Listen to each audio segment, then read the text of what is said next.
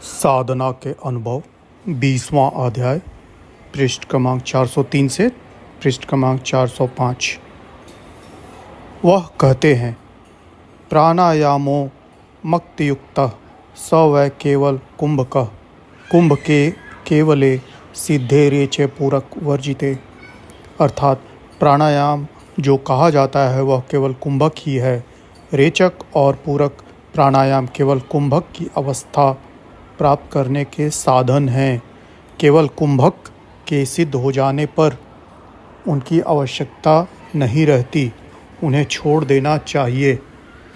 इस राजयोग की अवस्था को अभ्यासी अपने आप भी प्राप्त कर सकते हैं और गुरु की संकल्प शक्ति अथवा कुव्वत इरादी के सहारे भी इसे ले सकता है।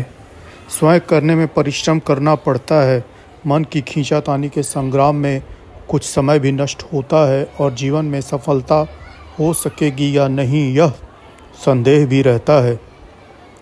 परंतु स्थिर मन वाले पुरुष के सम्मुख बैठ उसकी कल्पना शक्ति की सहायता के द्वारा इसको करने में घंटों का काम मिनटों में और वर्षों का काम महीनों में हो जाता है। समय व परिश्रम वृथा नष्ट होने से बच जाता है। इतना ही इसका लाभ साधक को मिलता है। इसके अतिरिक्त अनेकों प्रकार के विघ्न जो मार्ग में आते हैं, अनेकों कठिनाइयाँ जो आके अटकती हैं, उनमें भी इसकी सहायता से सहज पार हो जाता है। इस सफ़र में सबसे दुर्गम चढ़ाई इसी स्थान मनोमय कोश की है। जिसने किसी तरह भी उसे पार कर लिया वह पार ही है, और जो यहाँ आके अटक गया वह न इधर का रहा न उधर का, न तो ब्रह्मानंद का रस चख सका और न विषयानंद ही भोग सका, बीच में ही लटका रह गया। श्री महात्मा भर्तृहरि जी ने ऐसे विषयों में लिखा है, नध्यातं पदमीश्वरस्य विविध संसार विच्छित्तये स्वर्गद्वार कपाटपाटन पटुर्धर्मोऽपि नोपार्जितः नारी पिन योधरो युगलं स्वप्नेऽपि न लिंगितं मातुः केवलमेव यौवनाञ्छदे कुठरा वयम्। अर्थात जिस मनुष्य ने शरीर धारण करके इस संसार सागर से पार होने के लिए न तो भगवान के विधिपूर्वक आराधना की और न कोई ऐसे सत्कर्म ही किए जिससे उसको स्वर्ग की प्राप्ति हो रहता, और न स्त्री के दृढ़ स्तनों और जंघों का भोग किया, तो वह अपनी माता को कष्ट देने के लिए वृथा ही जन्मा। स्वर्ग नरक। तात्पर्य यह है कि जीव को 3 गतियां हैं, या तो वह यहाँ को भोग विलास में मस्त हो विषयानंद का रस लेता है, या शास्त्रीय कर्मों का करता हुआ जैसे यज्ञ और ध्यान इत्यादि वह स्वर्ग धाम का सुख भोगता है, जहाँ पर अनेक प्रकार के भोग विलास और आनंद है। दुख लेश मात्र भी वहाँ नहीं है। अथवा अंतर्मुखी वृत्त द्वारा योग साधन करता हुआ पूर्ण ज्ञान पूर्ण अनुभव को प्राप्त कर निर्वाण पद में जा पहुँचता है। हमेशा के लिए माया के बंधन तोड़ फेंकता है और आवागमन के चक्र काटता है। सारा संसार इन्हीं 3 में बहा चला जा रहा है। अधिकतर लोग संसारी भोग विलास में ही मस्त रहते हैं और उससे बढ़ के दूसरा सुख उनकी दृष्टि में कोई आता ही नहीं। यह सब अविवेकी ऐसे स्थानों में डाले जाएंगे जहाँ दुख ही दुख होगा। इन अंधकारमयी लोकों का नाम ही नरक है, चाहे वह इस पृथ्वी पर हो अथवा इस ब्रह्मांड के दूसरी पृथ्वियों में से किसी दूसरी पर हो। दूसरी श्रेणी के वह लोग होते हैं जो सांसारिक कर्मों से वैराग्य तो नहीं लेते, परंतु उन कर्मों में अच्छे बुरे का विचार रखते हैं। धर्मशास्त्र ने जिसको वर्जित किया है, जिसमें अपना स्वार्थ साधता है और दूसरों को क्लेश पहुंचाता है, उससे बचते हैं, और जिसने दूसरों की भलाई होती है और अपना भी काम निकलता रहता है, उसको अपनी जीवनचर्या में लाने का सदैव उद्योग करते हैं। ऐसे मनुष्य हमेशा को मुक्त न प्राप्त करके कुछ समय के लिए आनंदमयी लोकों में भेज दिए जाते हैं, और कर्मानुसार कुछ समय के पश्चात जब इनका भोग समाप्त हो चुकता है, मनुष्य योनि में गिरा दिया जाता है। इसी सुखमयी लोक का नाम स्वर्ग रख लिया गया है। इस प्रकार नरक, मध्य और स्वर्ग, इन 3 सर्किलों में ब्रह्मांड के सारे लोकों को बांटा गया है। नरक में सुख का अभाव रहता है, स्वर्ग में दुख व क्लेश का स्वप्न में भी दर्शन नहीं होता। जिस वस्तु को चाहना मन में उत्पन्न हुई वह फौरन उसी क्षण उपस्थित हो गई। ऐसे विचित्र लीला वहाँ की है।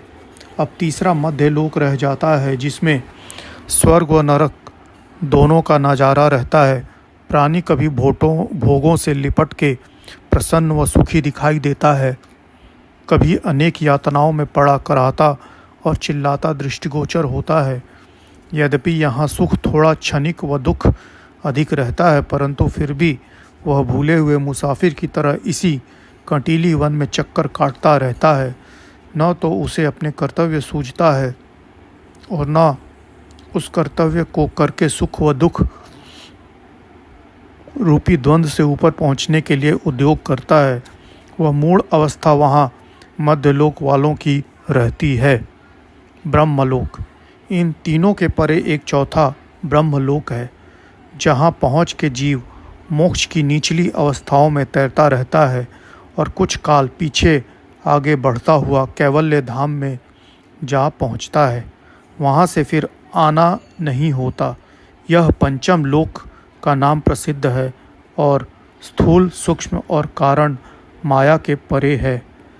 कर्म में जब तक सकामता रहती है, जब तक अपनी गरज शामिल है, तब तक चाहे योग समाधि हो, चाहे भक्ति और अनन्य प्रेम हो, चाहे दान व यज्ञ हो, उसे स्वर्ग से ऊपर नहीं ले जा सकते।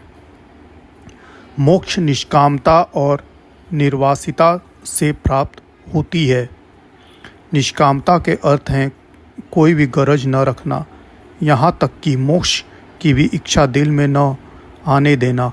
इसी को निर्वासिता कहते हैं। दिल में कोई इच्छा लोक परलोक अथवा उसके भी परे की न रहना निर्वासित होना कहलाता है। वह राज़ी व रिज़ा की हालत है, पूर्ण समर्पण की एक अवस्था है जो विरलों के भाग्य में आती है। इसी का फल मोक्ष है।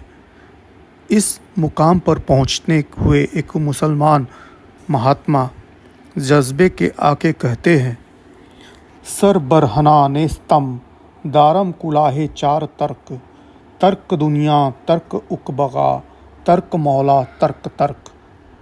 वाह, क्या मच्छा मस्ती का कलाम है, कैसे सुंदर वाणी है जो अंतिम पद के दर्शन करा रही है।